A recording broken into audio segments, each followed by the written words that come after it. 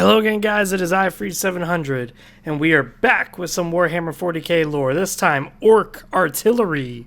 What's it all about? What's the lore behind it? Well, first thing I'd like to do is show you a quick video. This is exactly how Orc Artillery typically works. It tends to be more collateral. I'm telling you what, if I was the war boss and that was my hut that bitch just destroyed, I would be pissed. My boot is going up someone's ass today. So, on a more serious note, let's talk about the lore. So when it comes to the orcs, they have a few types of artillery. They have mortars, they've got cannons, they've got laser cannons, they've even got a plasma cannon. More importantly, they even have a force field cannon, which is fucking amazing, honestly, because that's as high tier tech as you can fucking get. So they even have, if you're a snakebite clan, because after all I did snakebites recently, go check out that lore if you haven't. But if you're a snakebite clan, your artillery would mostly be trebuchets, catapults, stuff like that. But when it comes to the regular boys, or a snakebite who decides, hey, I don't want to use a piece of shit made out of wood, these would be more or less your bread and butter. Zapping, lobbing, blasting, this is pretty much the kind of mechanics you're going to be dealing with. Now, funny enough, despite it being known as the Orc Artillery, I should have most likely named this the Greenskin Artillery, or just the Gretchen Artillery. Because the thing is that manning an artillery gun takes a lot of patience. It takes a lot of mathematics, a lot of thinking, and overall, it takes quite a crew together to assemble the pieces and load the gun. This is just too boring for an orc to deal with. An orc would rather be near where the cannon is going to blast, rather than be in a safe perimeter of the cannon itself. So usually the task falls upon the Gretchen, the Grots, to man the artillery pieces. This leads to a few things. This leads to misfiring, breaking of the equipment. This leads to just overall bad fucking accuracy. Because again, the Gretchen are kind of pieces of shit. They don't really give much of a fuck about actually using the artillery piece appropriately. And then again, the person who designed the cannons in particular may just have half-assed it. Because after all, an orc mech boy to build this, sure, it's fun for him to build stuff. But the size of these cannons sometimes is so big that it actually wears off the patience of the mech boy in particular. In which case he may just kind of give up and forget a few bits and pieces here and there, maybe cut corners, just to make the war boss happy that there's a cannon. But little do they all know that cannon is going to fuck everything up if it fires, because it'll just blow up. Typically in orc armies you're not going to see artillery, especially since in tabletop they're not really that good. But lore perspective wise, the only reason why you usually see artillery in orc armies is because either A, they're driven into a stalemate, so they're trying to get an edge over their opponent any fucking way possible, and that usually involves artillery.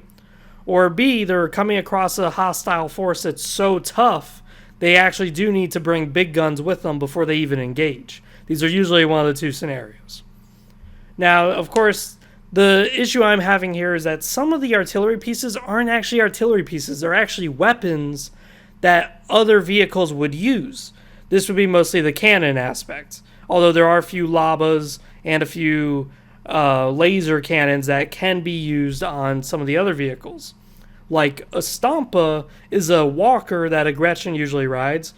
And, you know, it does the simple stuff of picking people up, stomping them in the ground, chainsawing them in half.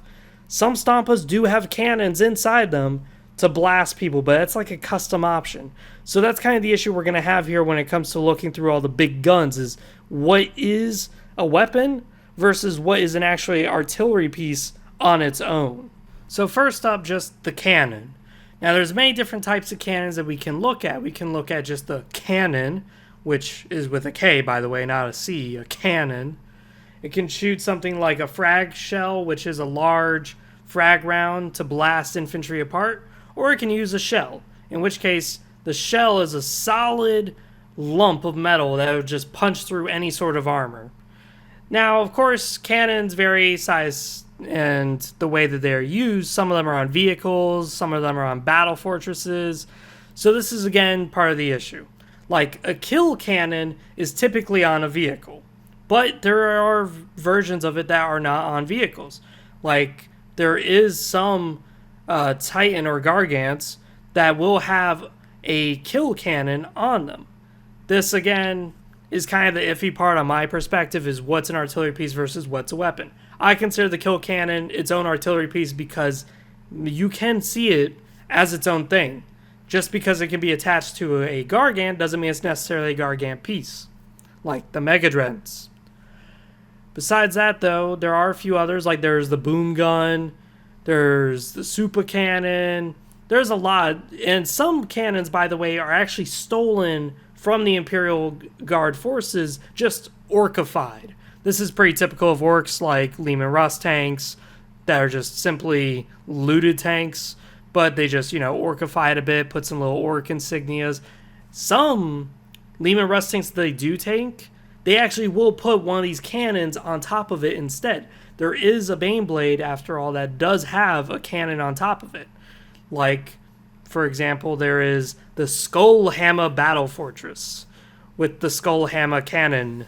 Of course, they're not really too creative with these names, Skullhammer, Skull Cannon, kind of the same thing. The basic way to define what it constitutes as a cannon, honestly, in the Orc army, is anything that shoots directly at whatever it is it's pointing at. If you have to, let's say, lob it over a certain object, like let's say it lobs over a building in like an arch, that is no longer a cannon, that's actually a laba, which is the mortar section.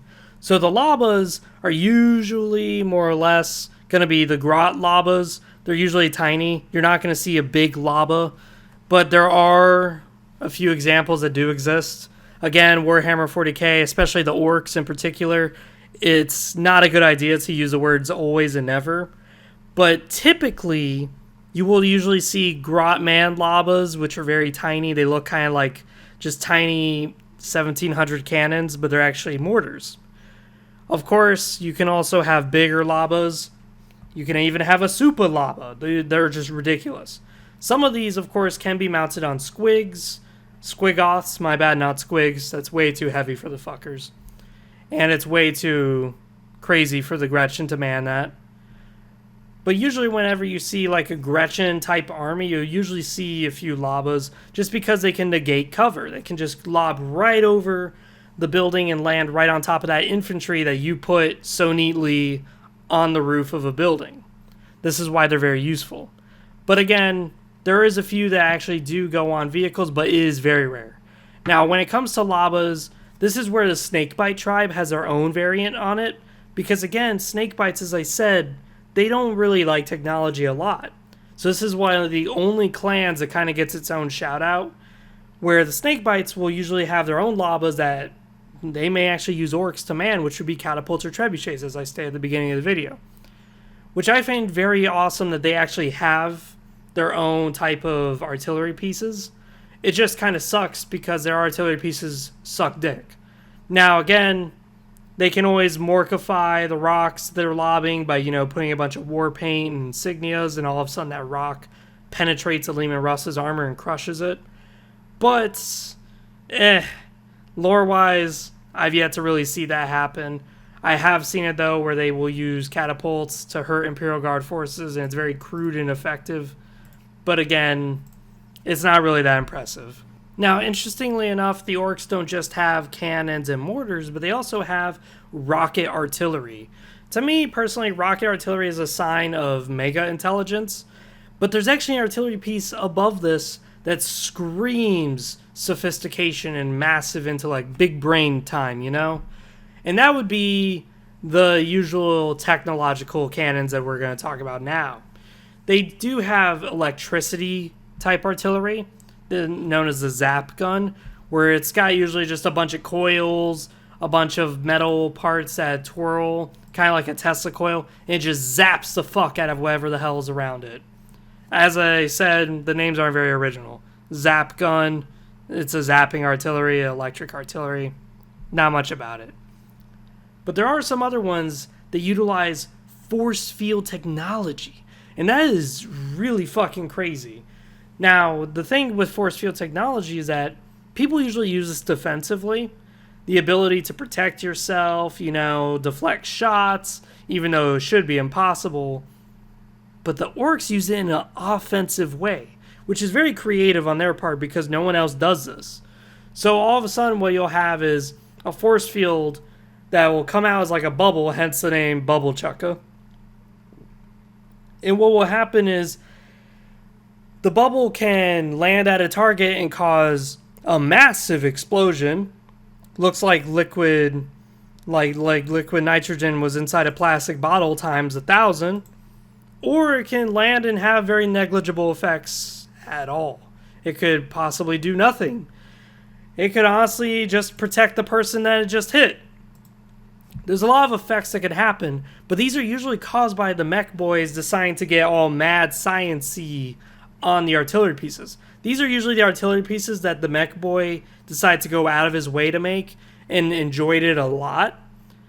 But usually the Gretchener's still the one who fired because, again, orcs, they don't really have the time nor the care to sit around with such an amazing piece of technology and make sure it fires properly. The only issue with these kinds of high technological guns is that they have a tendency to explode and not be very reliable. It's very common for these artillery to be inaccurate, to kill the people that are using it. It's pretty common too for you to press the button to fire and you get a zap as the fucking button wasn't installed properly. Now, some of these guns do have special things about them, like the mech who may have made them and stuff like that. But the issue with these guns that are so highly unstable is that they can't usually be mounted on anything. Like, they can't be put in battle fortresses. They're too unstable and they're the risk that they're going to blow up. It's a lot like Weird Boys, actually.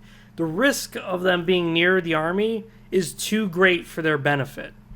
Now, on the flip side, it is nice, though, when you see a force field cannon in action and you see it actually disintegrate a whole arm of a Titan for free. Like, that is amazing.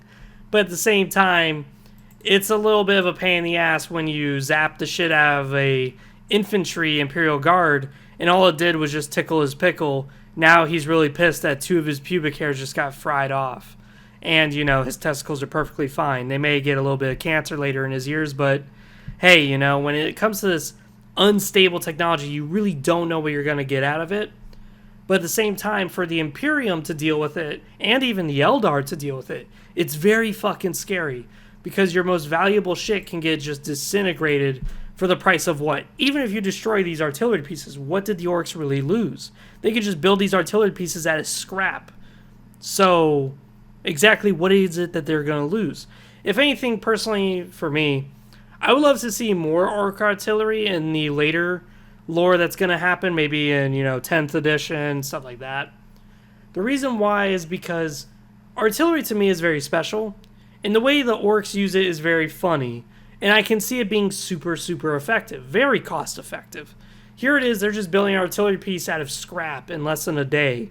Meanwhile, it takes the Imperium years to manufacture this very high-end basilisk, and then to transport it all across the system just to put it on his battlefield, just to get shit on in the first shot by a shitty orc-made artillery piece. I would just love to see more of that. But, of course, I know the current meta is more favored towards mechanized infantry and stuff like that. But it's still awesome as fuck to see when you have massive Titans charging in and they're just massacring your greenskins, and then all of a sudden, zap! Half your Titan's HP just got blown the fuck away, and there's nothing you can do as all these orcs start climbing aboard and just start fucking your shit up. So besides that, this has been Free 700. I hope you guys enjoyed. Hope you guys learned some stuff about orc artillery. The main purpose of it usually is just, of course, to cause as much damage as possible, but due to its inaccuracy, being manned by Gretchen, being poorly made, it's just not usually that effective, and that's why you don't see it too much in orc armies. So besides that, see you guys next time.